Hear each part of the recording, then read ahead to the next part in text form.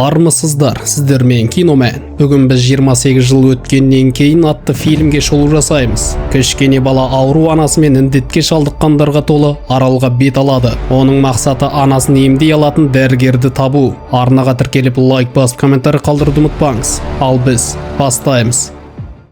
Оқиға Шотландиядан бастау алады. Балалар теледидардан мультик көріп отырғанда, үлкендер көрші бөлмеде жанжалдасуда. Артынша індетке шалдыққан әке-шешелері бөлмеге басып кіріп, балаларды бас салғанда, тек кішкене Джимми жасырынып аман қалған. Анасы індетке шалдықпас бұрын баласына қашуды бұйырған. Джимми көше бойымен жүгіріп, әкесі қызмет ететін шіркеуге келеді. Бірақ әкесі болған жағдайды естіп, Құдайдың ескертуі деп біледі. Ол баласына алқасын тағып, оны жасырады. Артынша індетке шалдыққандар шіркеуге басып кіреді. Олар діндарды тістеп, індет жұқтырады. Солай тобыр әрі қарай жемтіктерін іздеп кетеді. Солай бала Джимми қауіпті әлемде жалғыз қалды.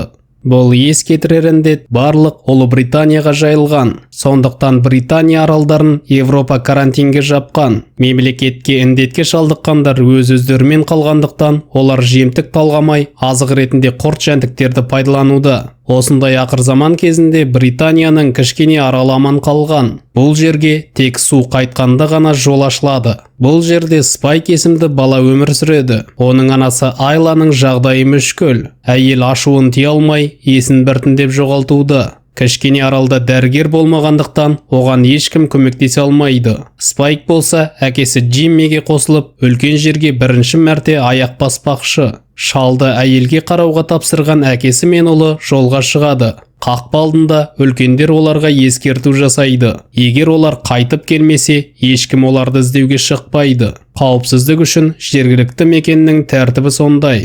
Теңізде ашылған жолмен жүрген екеуі қалың орманды мекенге тап болады. Орман ішінде олар індетке шалдыққан адамды жолықтырады. Спайк еркек болу үшін оны өлтіру керек. Әкесі баласына жебені қай жерге қадау керектігін айтуда. Осы сәтте олардың артынан тағы бір бөшке келіп қалады. Солай екеуі індетке шалдыққан отбасының көзін құртып, сапарларын жалғастырады. Жолшыбай олар бұғы үйірін жолықтырып, керек заттар іздеп бір үйге келеді. Таңсық дыбыс естіген екеуі үйге абайлап кіріп, асылып тұрған адамды табады. Оның денесіне біреу ойып белгі қалдырған. Джейми баласына бұл үлкен жерде аман қалғандар бар екенін айтуда. Бірақ олардың моральды жүйесі өркениеттен әлде қайда өзгеше болып кеткен. Содан кейін ол Спайкқа індетке шалдыққанды өлтіруді тапсырады. Солай бала өз-өзін әреңдеп жеңіп, жебесін қадаған. Сапарларын жалғастырған екеуі орманнан жіпке байланған бұғы басын табады. Індетке шалдыққандар осылай аймақтарын белгілеп қойған. Бұл жердің өте қауіпті екенін түсінген Джейми баласын басқа бағытқа алып кетеді. Бірақ олардың алдарынан індетке шалдыққандар шығып, қуа жөнеледі. Тобырдан қашқан екеуі бар жебелерін атып қашуда. Кейіпкерлер солай жаңағы үйге қайта келіп шатырға жасырынған. Ал қуғыншылар болса, оларды таппай сандалып кеткен. Жасырынып отырған кейіпкерлер болса, шатырдың жарығынан алыстан қарап тұрған Альфаны көреді. Джейми баласына вирустың адамдарға әртүрлі әсер беретінін айтуда. Альфаларға ол допинг секілді әсер етеді. Яғни олар күшті, жылдам, бойы ұзын болып кетеді. Оларды бір жебемен өлтіру мүмкін емес.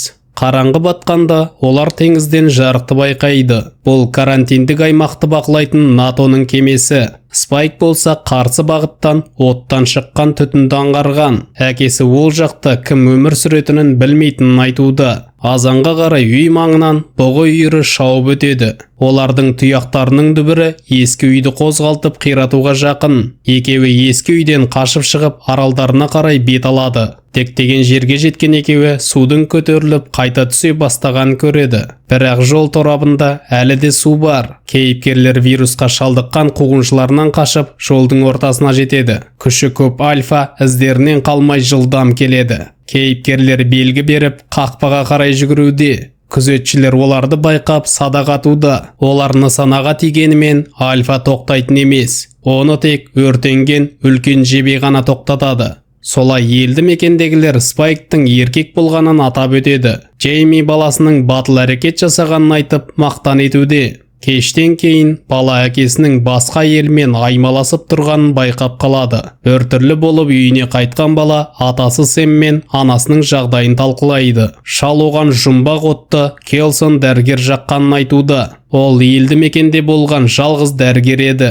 Бірақ ол жынды болғандықтан сол жаққа кеткенміз. Азанда Спайк әкесінен Келсон дәрігер жайлы неге ештеңке айтпағанын сұрайды. Ол анасына көмек бере алу мүмкін емес пе? Джейми жас кезінде оны бір рет кездестіргенін мойындайды. Дәрігер ондаған денені жайып қойып, біртіндеп өртеп жатқан. Оны жынды деп ойлаған Джейми достарымен жанына жоламауды дұрыс деп шешкен. Спайк әкесін анасының өлімін күтіп жүргенін айтып айыптауда. Ашуға булыққан ер адам баласын салып қалады. Ер адам артынша баладан кешірім сұрағанымен баланың ойына бір дүние келген еді.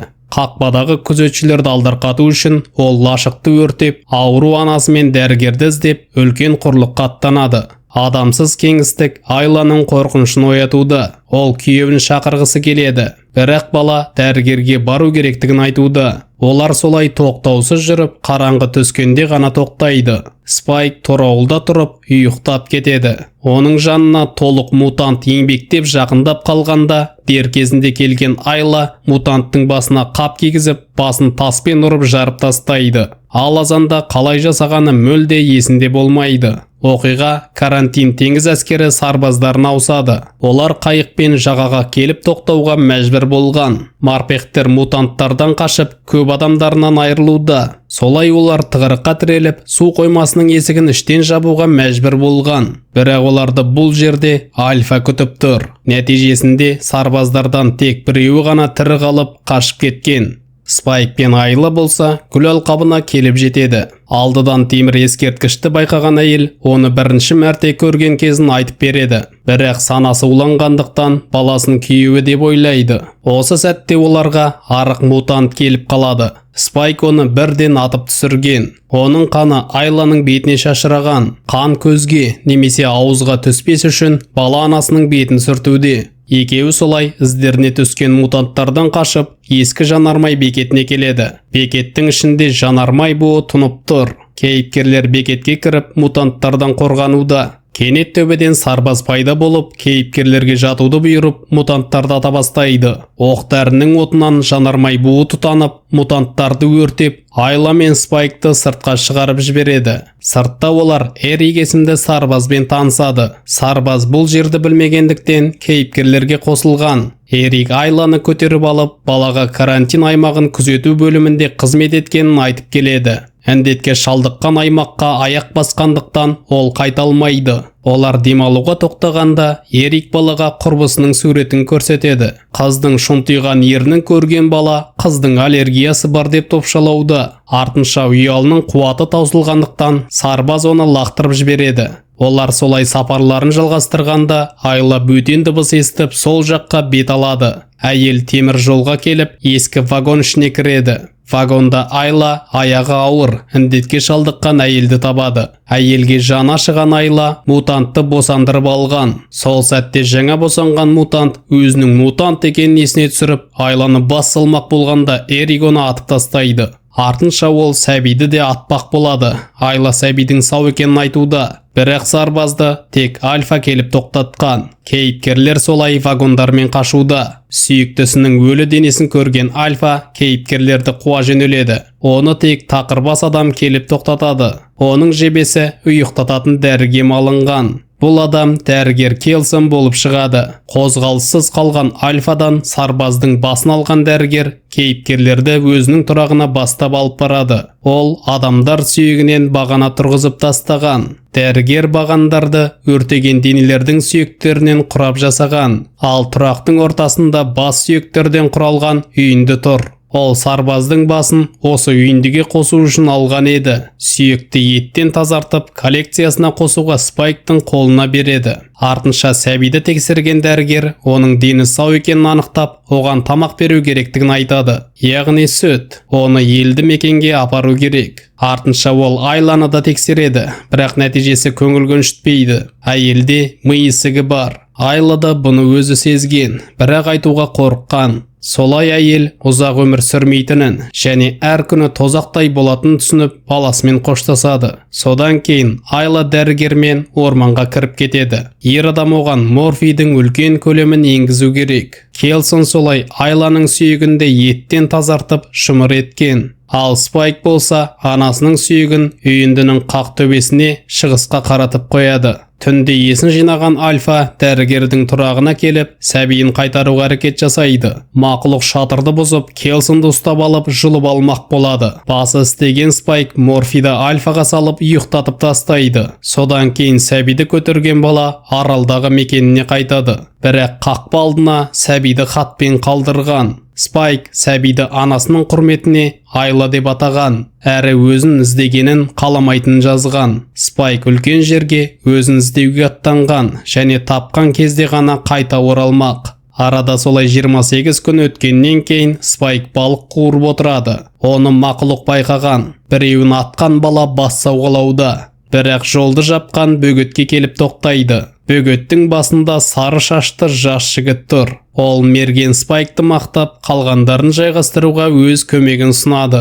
Артынша оның достары да жинала кетіп, супер батырлар ұқсап мутанттарды жайғастырып тастайды. Солай жігіт Спайкпен танысады. Бұл жігіт фильмнің басында көрсетілген Джимми болып шығады.